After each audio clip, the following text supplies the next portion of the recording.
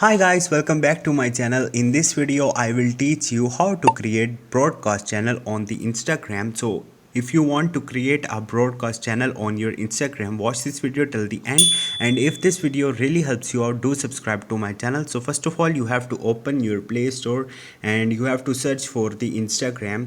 Once you will do it, simply you have to update your Instagram mobile application from here. Once you will do it, after that go back and open your Instagram and log into your account.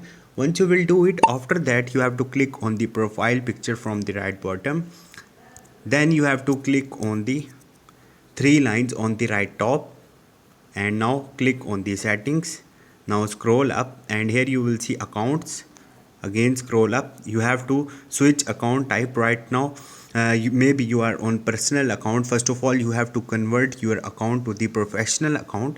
I have already on the professional account. Once you will do it, you have to open your chat box from the right top, and here you will see a message icon. Just click on it, and after that you will see broadcast channel right here, creation option right here. Right now this feature is not available in my region, but if your region support this, you will get this feature right here. So this is the simple method to do this. Hope this video will helpful for you. If you have any question or any confusion, just drop a comment. I will try to help you. Thank you.